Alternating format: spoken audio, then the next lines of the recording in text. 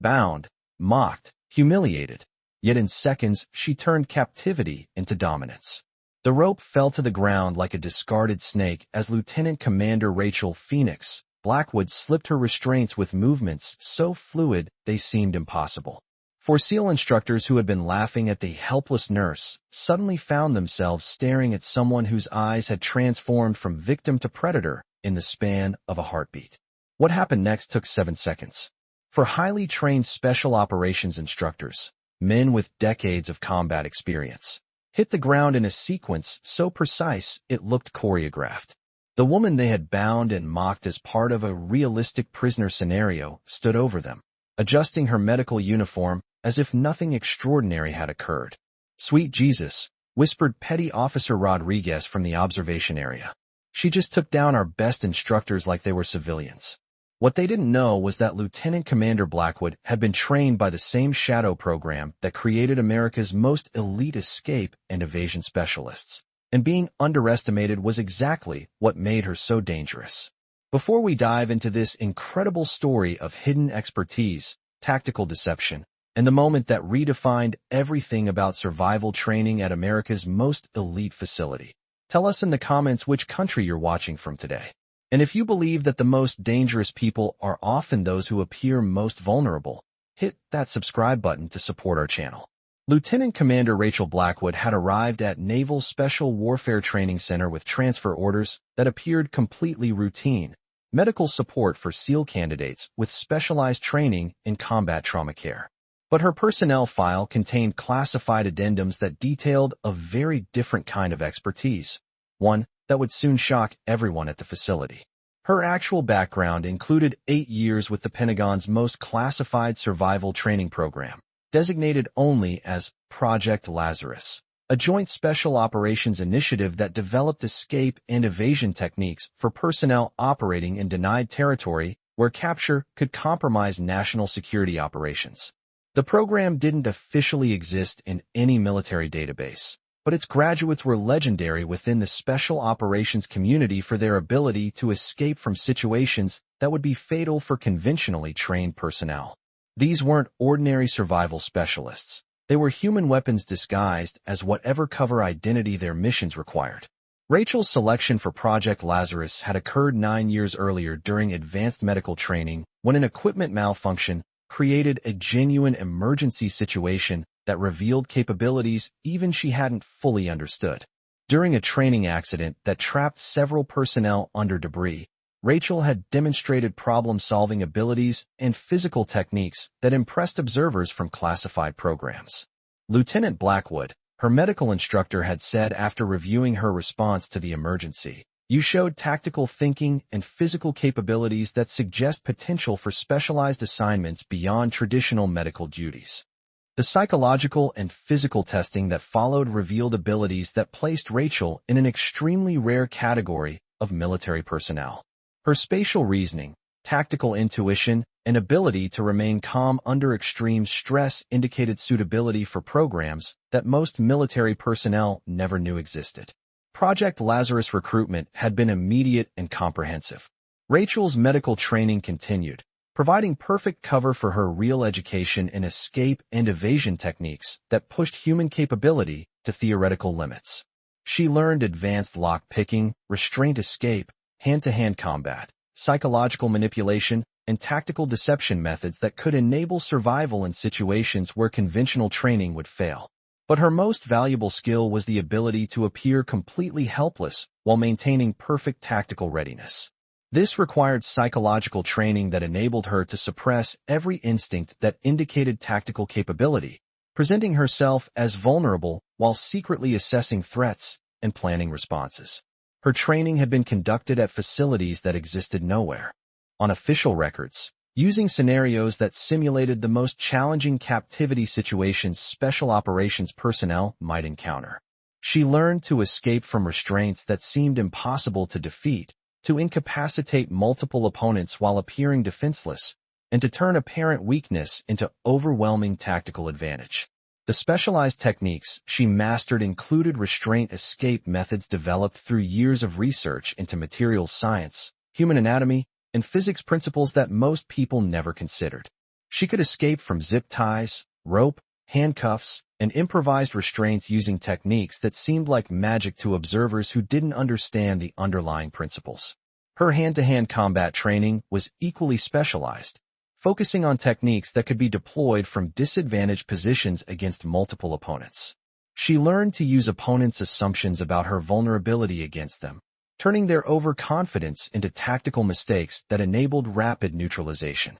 Her operational record with Project Lazarus included 17 successful extractions from simulated captivity scenarios that had defeated other special operations personnel, 12 real-world escape and evasion operations in classified locations, and training scenarios that prepared her for situations where capture would mean torture and execution. Her most challenging real-world operation had occurred in Eastern Europe, where she had been captured during a medical evacuation mission that was compromised by hostile intelligence services. Her cover as a medical officer had protected her initially, but intelligence officers had begun to suspect her true mission and were preparing enhanced interrogation. Rachel's escape from the hostile facility had required techniques she had practiced hundreds of times but never used operationally. She escaped from restraints that intelligence officers believed were impossible to defeat, incapacitated 4 guards using hand-to-hand combat techniques, and exfiltrated through hostile territory to reach friendly forces. Dr. Blackwood's escape and evasion performance exceeded all program parameters, her classified evaluation stated. Her ability to maintain cover while executing tactical operations enabled mission success under conditions where conventional approaches would have resulted in compromise and execution. Her assignment to the SEAL training facility was part of a classified program designed to enhance escape and evasion training for America's most elite warriors. The program required placing experienced operators in routine assignments where they could assess current training methods and develop enhanced curricula based on operational experience. But maintaining her cover required accepting situations that tested every aspect of her psychological training. For someone trained to escape from the most sophisticated restraint systems, pretending to be helpless during routine training exercises required acting skills that were almost as demanding as her tactical capabilities. The mockery and dismissive attitude from SEAL candidates was part of the environment she needed to navigate while conducting her real mission. Her cover as a medical officer was essential for observing training methods and identifying candidates whose psychological profiles suggested suitability for advanced escape and evasion programs. The situation that would reveal Rachel's true capabilities began during the 9th week of training when Class 324 was conducting advanced prisoner of war resistance training. This was one of the most psychologically demanding phases of SEAL training, where candidates learned to resist interrogation and maintain operational security if captured during missions. The training was designed to be as realistic as possible within safety constraints, using psychological pressure and physical discomfort to test candidates' ability to maintain resistance under conditions that simulated enemy captivity. Medical personnel were present to ensure candidate safety and provide immediate care if training exceeded safe parameters. Rachel was assigned to monitor the training evolution, positioned to observe candidate responses while remaining available to provide medical intervention if needed. Her official role was medical oversight, but her actual function was assessment of training effectiveness and identification of areas where instruction could be enhanced.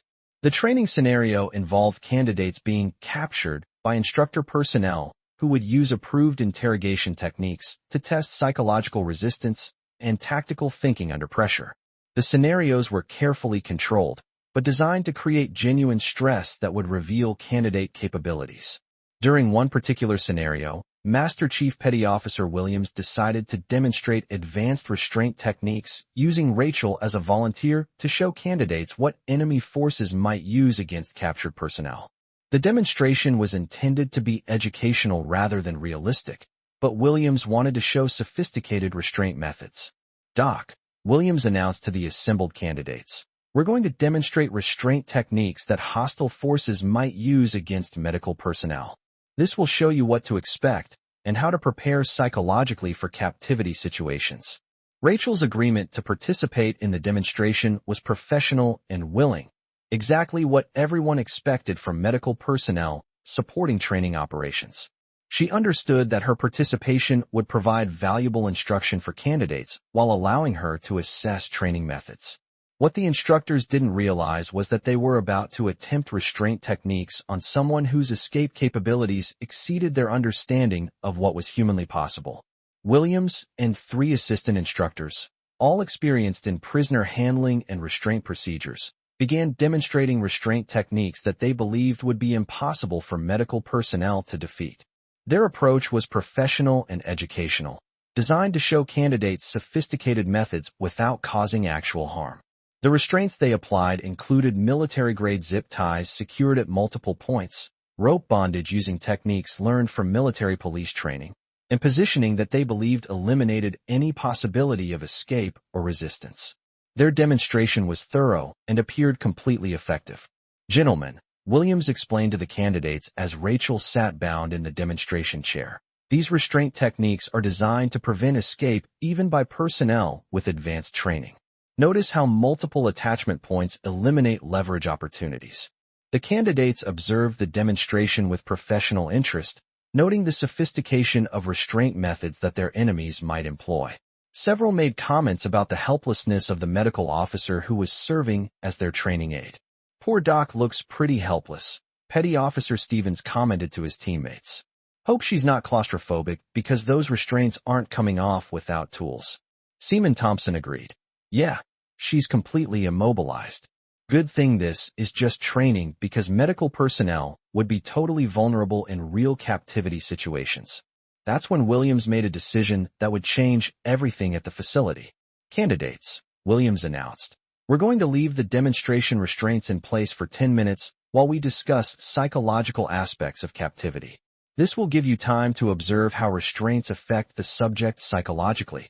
The instructors moved away from Rachel's position to discuss training points with the candidates, leaving her alone in the restraint chair while they conducted their educational session. Their assumption was that the restraints were secure enough to contain medical personnel indefinitely. What happened next occurred so quickly that security cameras would need to be reviewed multiple times to understand the sequence of events. Rachel's escape from the restraints began with movements so subtle that observers initially thought she was simply adjusting her position for comfort. But her motions were actually the first stages of escape techniques that she had practiced thousands of times during Project Lazarus training. Her knowledge of materials science enabled her to identify weak points in the restraint system that her captors hadn't recognized. Her understanding of human anatomy allowed her to manipulate her joints and positioning in ways that created opportunities for leverage that shouldn't have existed. The zip ties that had appeared completely secure were defeated using techniques that exploited manufacturing tolerances and material properties. The rope restraints that seemed impossibly complex were unraveled using methods that turned the restraint system against itself. Her escape was conducted with complete silence and minimal movement, ensuring that the instructors conducting their educational session remained unaware that their helpless demonstration subject was systematically defeating every restraint they had applied. But Rachel's capabilities extended far beyond simple escape. Her training had prepared her for situations where escape would be followed by immediate pursuit, requiring neutralization of threats before successful evasion could be achieved. When Rachel rose from the restraint chair completely free of all bonds, her transformation was immediate and complete. The vulnerable medical officer who had been bound and helpless became a tactical operator whose capabilities exceeded anything the instructors had encountered. Her approach toward the 4 instructors was conducted with movement techniques that demonstrated years of specialized training. Her positioning, timing, and tactical awareness indicated preparation for situations far more demanding than routine military training. The engagement that followed was a masterclass in tactical efficiency applied against multiple opponents who were completely unprepared for resistance from someone they had assumed was helpless. Williams was the first to be neutralized, using techniques that turned his size and strength advantages against him while exploiting the overconfidence that had made him careless. His takedown was so smooth and professional that observers initially thought he had slipped accidentally. The 3 assistant instructors were neutralized in rapid sequence using techniques that demonstrated mastery of close-quarters combat principles specifically designed for disadvantaged situations. Each engagement lasted less than 2 seconds and left the instructors controlled and immobilized. Rachel's transitioned back to medical duties, as she immediately began checking the instructors for injuries from their unexpected encounters with the deck, was so professional that observers needed several moments to process what they had witnessed. The training area fell completely silent. 24 SEAL candidates, facility staff, and the 4 instructors who had just experienced tactical capabilities they hadn't known existed stared at a medical officer whose true expertise had just been revealed. Master Chief Williams was the first to speak, his voice carrying obvious respect mixed with professional curiosity. Lieutenant Commander Blackwood, that was the most professional escape and neutralization sequence I've ever witnessed. Where did you learn those techniques? Rachel's response was carefully calculated to acknowledge her revealed capabilities while maintaining appropriate operational security. Master Chief, my background includes specialized training for medical personnel who might be captured during operations where traditional medical evacuation isn't available. The implications of her statement were beginning to reshape how everyone at the facility understood their medical officer's true role and capabilities.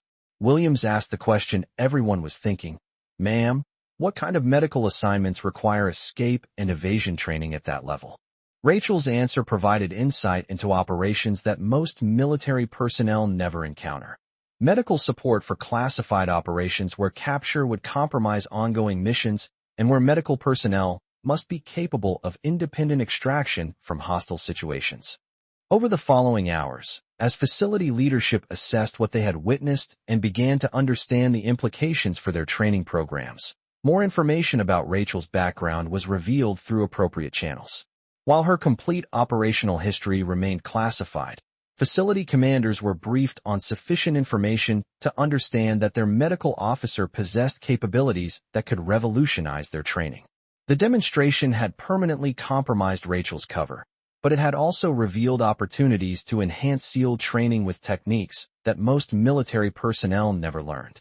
The question facing facility leadership was how to utilize her expertise while maintaining operational security requirements.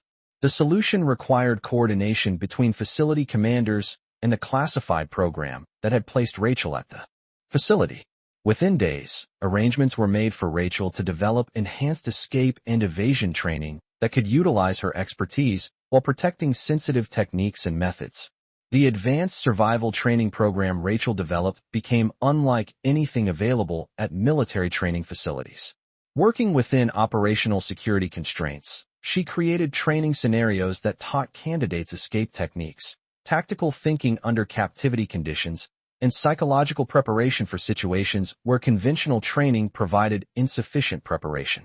Her instruction methods were based on principles developed through operational experience rather than theoretical scenarios. Candidates learned restraint defeat techniques, improvised weapon creation, psychological manipulation of captors, and tactical decision-making when conventional approaches weren't applicable.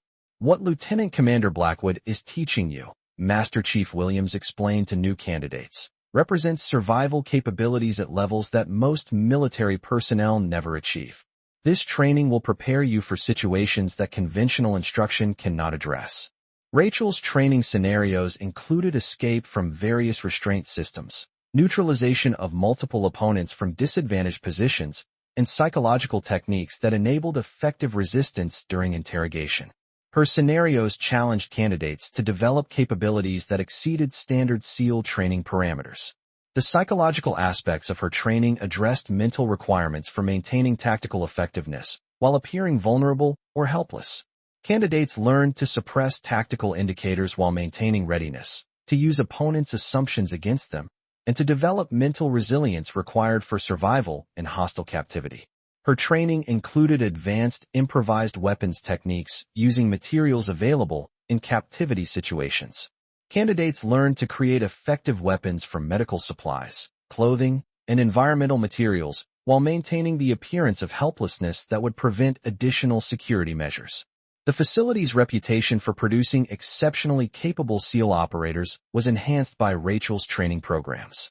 Graduates reported that her instruction had prepared them for survival situations that their peers at other facilities weren't equipped to handle.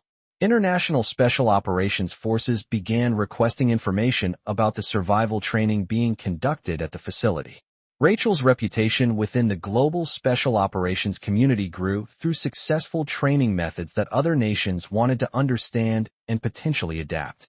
Her influence on candidates' psychological development was particularly notable. Students who completed her training demonstrated confidence and tactical decision-making capabilities under stress that exceeded normal SEAL training outcomes.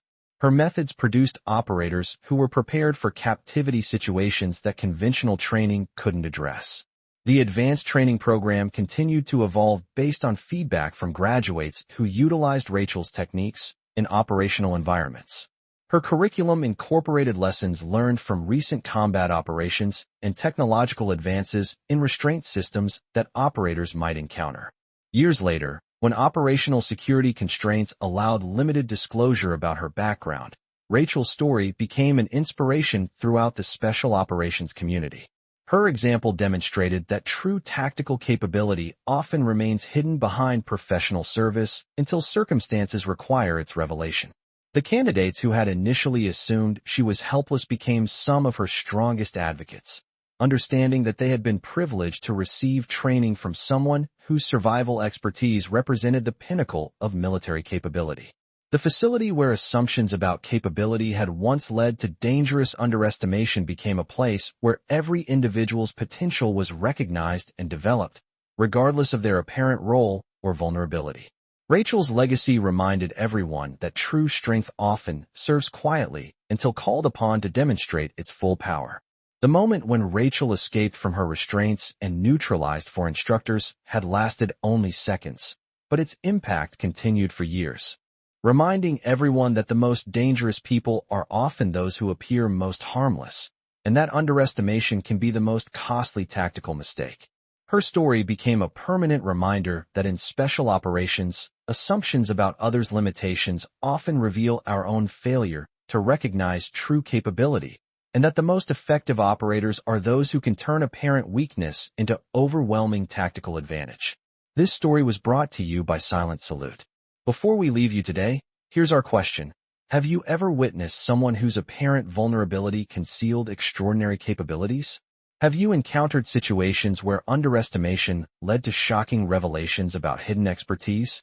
Tell us in the comments about times when you realized that someone you had dismissed as helpless actually possessed abilities that far exceeded your expectations. And if you believe that true strength often hides behind apparent weakness until circumstances reveal its full power, hit that subscribe button to support our channel. Every story reminds us that appearances can be deceptive, and that the people we underestimate may be the ones with the most remarkable capabilities waiting to be revealed. We'll see you in the next story where we'll discover another incredible tale of hidden expertise and the moment when true capability was finally demonstrated.